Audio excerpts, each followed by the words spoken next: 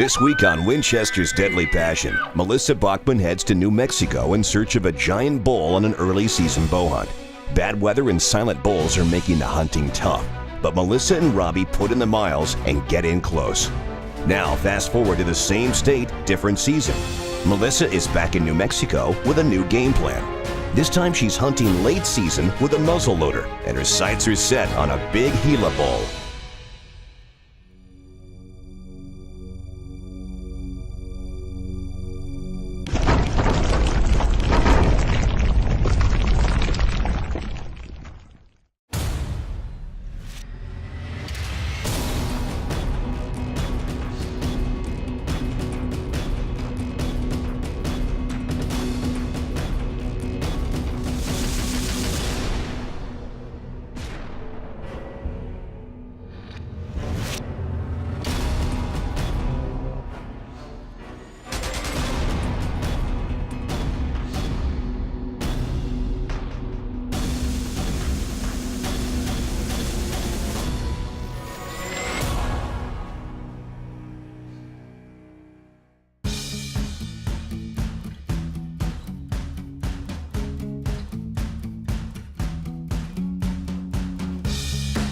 When September rolls around, well, there's only one place that I want to be, and that is out west elk hunting. Usually I haven't been out hunting much, and I am dying to get out there, and there's nothing better than going after some big bulls. Now on this trip, we were in New Mexico in an absolutely incredible area. We were going to be going after these bulls, and the only bad news is, well, it had been extremely wet, and so far the bulls had been silent. But it was early September, and you know how that goes. At any moment, the switch could flip and those elk could be on. So we were out there putting on the miles and just hoping to get up close to one of these big bulls.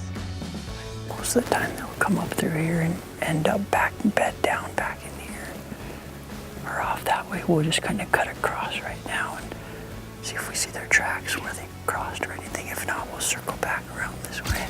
If he doesn't bugle, it's going to be hard to find him though.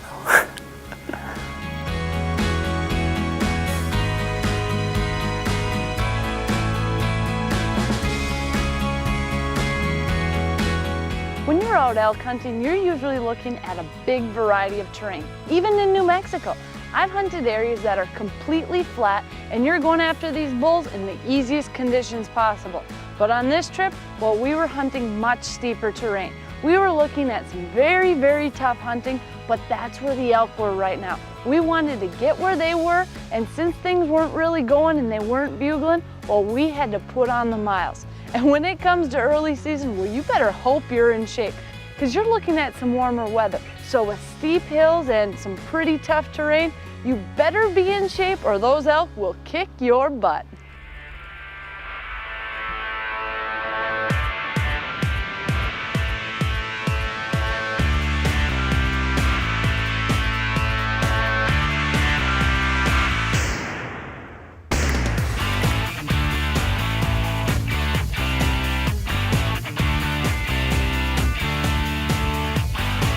One of the challenges we were starting to face is the fact that we could see these elk from a long way off, but by the time you would try to maneuver and get in front of them, well, either the wind would go wrong, they would change course, or something else would happen. And that's what makes it so tough if they're not bugling. If you can't hear where they're at, well, it's like trying to find a needle in a haystack. You know they're out there, you know where you saw them last, but it can be very difficult to try to get in the right place at the right time.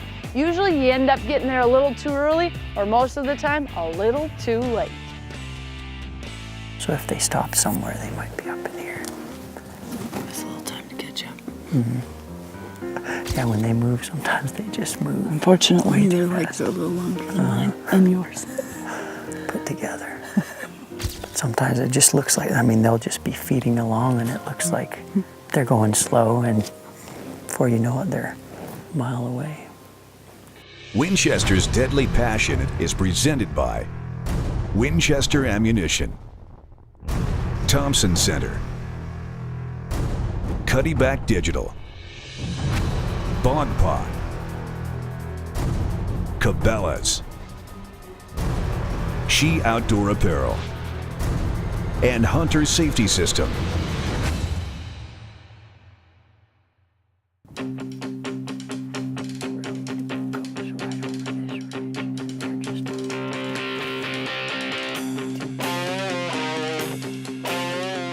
afternoon, we decided to climb to a high point and sit there in glass for a while. That way we could see where these elk were coming down and going to the bottom for food. Now, as we sat there, we started seeing cows filing down, and there were a ton of them. As we watched, well, a big old bull was following behind them. Now, this guy was really nice.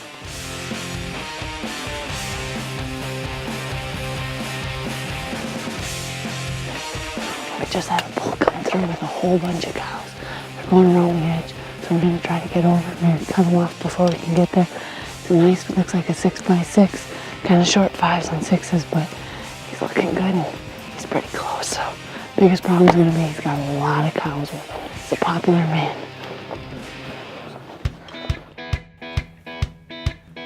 Well, these elk were just moving too fast. We did our best to try to cut them off, but time wasn't on our side. And let's face it, when an elk has a place they want to go, well, they're going to beat you to it every single time.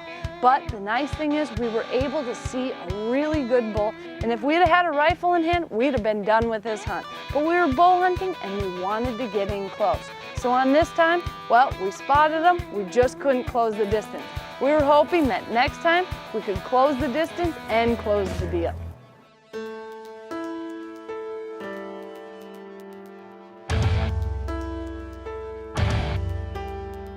We were really starting to run out of time. In fact, it was the last day and we spotted a big herd of elk all the way across a ravine on another ridge. Now, they were using this ridge top, and we thought, you know what, if we can get over there, the wind would be perfect and we could just let them come to us.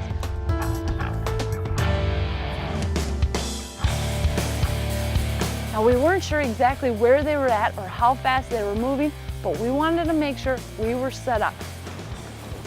They may just be right in there. Yeah, it's fine here. Just go real slow through here. So we would set up, wait, listen, and then move forward. As we did this, still nothing. So we moved forward one last time, and as we got set up, well, we saw a cow coming, and then another, and another. The entire herd of elk were coming right to us, and we had everything perfect. The wind was in our favor, we were set up, and we were ready to rock and roll.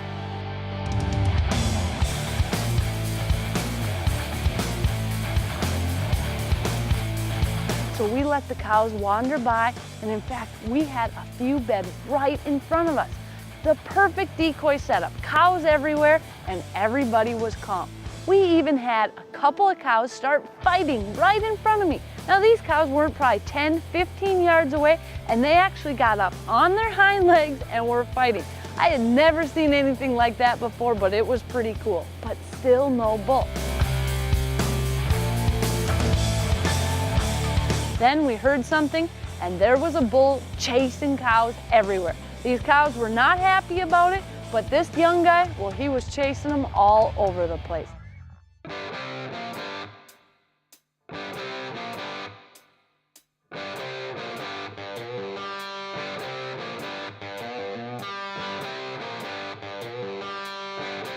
Now, he wasn't a shooter, but he was a pretty cool bull and really put on a great show.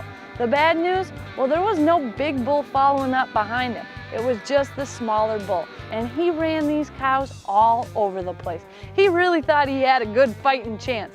Little did he know, he didn't have a chance in the world. And as soon as these cows were ready, well, the big bull that was probably hanging back would kick him out. But unfortunately for us, these cows went through, the small bull went through, and there was just no big bull that ever came through. And it was the last day, and this was basically the wrap-up of our hunt. Now, it had been an incredible hunt. Lots of fun, great memories, but no bull. And that's the way archery elk hunting goes. In fact, you only get a bull maybe a third of the time if you're lucky, and that's when things are going well. So I wasn't too disappointed. But what really helped me out, well, I had a muzzleloader tag. So I was gonna go after these New Mexico elk one last time, but this time I'd be bringing along my muzzleloader.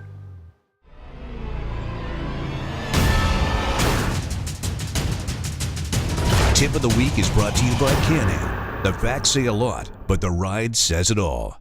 As a bow hunter, it's extremely important to shoot at distances that you feel confident in the field and practice accordingly. The best way to do this, push your comfort zone during practice and shoot past that regular 30-yard shot. Move back to 40, 50, maybe even 60 yards so you can learn what kind of groups you can hold at that range. But the most important thing is to find your max range that you're confident at taking an animal and never ever shoot past it in the field. You'll quickly find out by practicing those long shots at the range, your 20 and 30-yard shots will become much easier. Another thing to remember is there are a lot of other factors in the field, so practice on your knees, sitting down, and learn your max distance on windy days. Your arrow will drift and you're gonna have to bring those shots in much closer. In the end, make sure that you're only shooting at distances that you feel confident and put in the practice time needed to maintain those skills.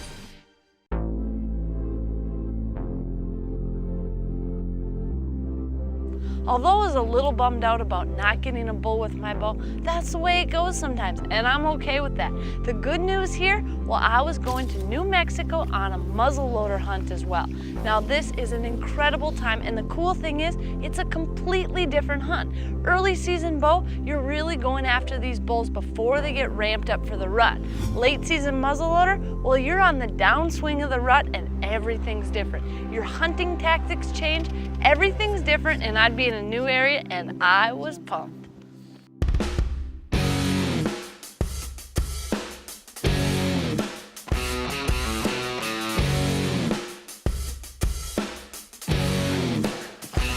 This time I was going out with Audrey McQueen. Now Audrey is an absolutely incredible caller when it comes to elk.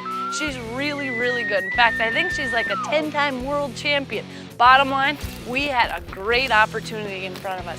And it's not every day that you get to go out and you get to have a female guide and a female hunter. It doesn't happen every day, but it just so happens that I love hunting and she's been an incredible outfitter for a long time. So we got together and we were gonna go out and look for some of these giant bulls. Now the difficult thing, well, I didn't have someone coming in to film me. I was gonna go out and try to film this entire hunt myself. Now you can do it on a whitetail hunt if you're sitting in a tree. You can do it on some mule deer hunt, but with elk, it is extremely difficult. But I felt up for the challenge. I had the hunt, I had the tag.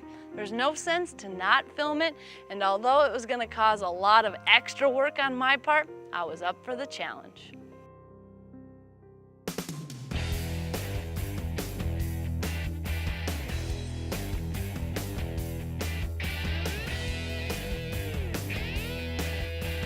Audrey and I decided that we were going to try a variety of tactics. That way we wouldn't get set on one type of tactic and just go with that. We were going to try everything out and see what worked.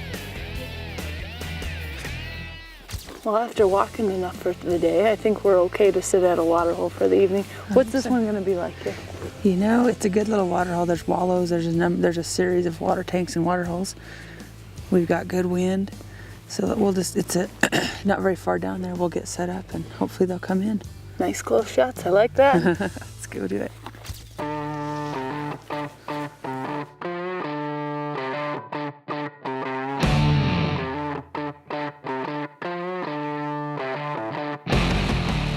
through those trees.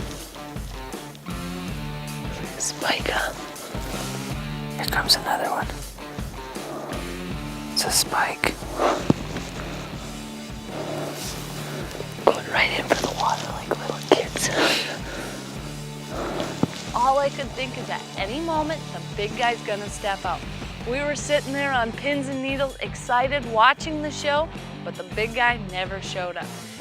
That's the way it goes, and we decided water holes are good, but they just weren't spending the time. The big bulls weren't coming during daylight hours. Now they may be coming at night, but not while we were there. So we decided our method's gonna be walking and stalking. Try to find a bull and get up on it.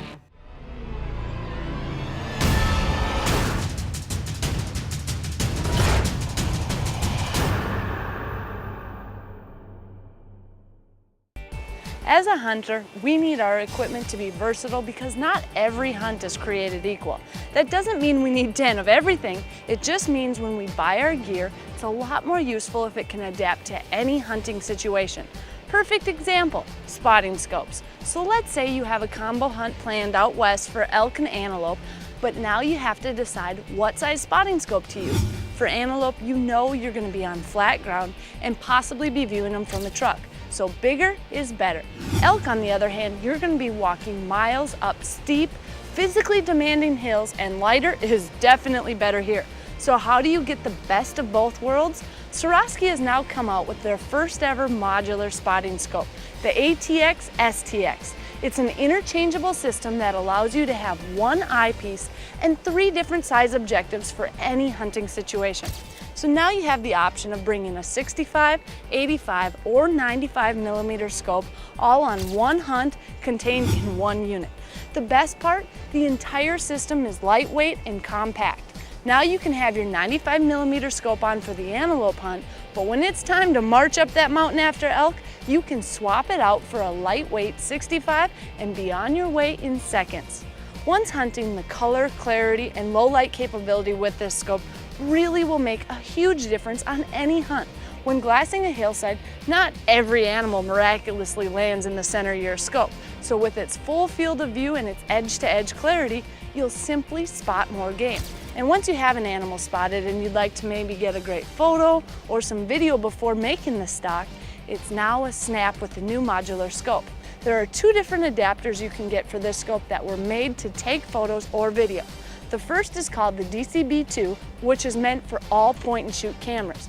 The second is the TLS APO, which is designed for all DSLR cameras. Now you're using the unbelievable glass from your spotting scope to capture up-close and personal photos and video. Now that you've spotted it, filmed it, it's time to make your move and get after it. Winchester's Deadly Passion is presented by Swarovski Optic, North American Hunting Club, Rage Broadheads, Matthews, Can-Am,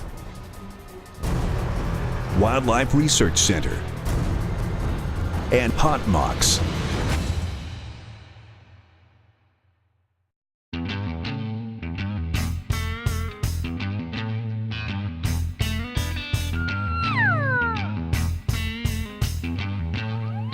Now we had been trying lots of different tactics. We had been putting on the miles, sitting at water holes, spending our time glassing, but we just weren't finding the big bulls we were after. Now New Mexico is a great area, but when bulls are quiet and things aren't really moving, well, it makes it difficult regardless of where you hunt. Of course, it's better to be in an area where there's a little more elk per square mile, but it can be difficult when you're out hunting. And that's what we were running into. We had a full moon and a lot of these elk were moving at night. They would bed during the day, not getting up and moving, and at night, well, that's when they'd feed, run, and move. And that can be really difficult as a hunter.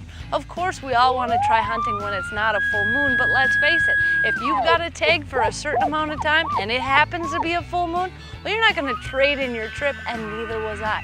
It's part of the deal, and yes, it can and will make it more difficult, but you just need to fight through it and hope for the best.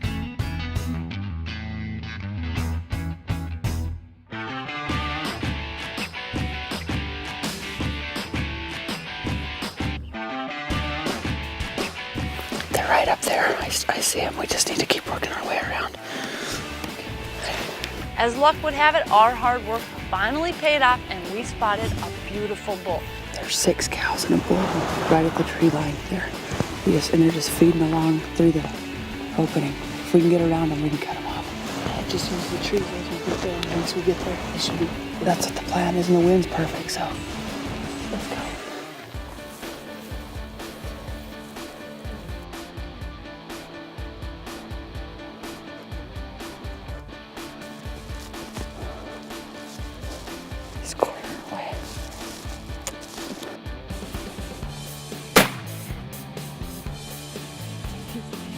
He's right there. He's still right there. He's still right there. Well done. Enough. Okay. All right. Okay. Here we go.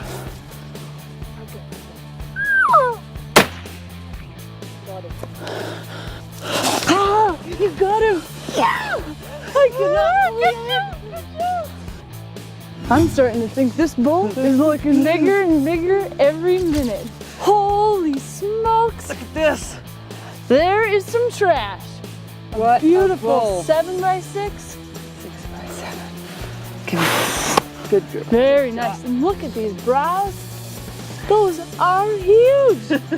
He's symmetrical. Beautiful bull, beautiful Gila bull. Wow, now this is what New Mexico is all about. We're hunting with Trophy Ridge Outfitters, Audrey McQueen, the she team. We got it done today. Anybody who says girls can't kill big bulls, they haven't met us yet. Now the work begins. That's okay, I don't mind this work anytime. Heck no. And the best part is he only went about 50 yards, so nice morning hunt. The last day can be just as good as the first. Oh, great bull.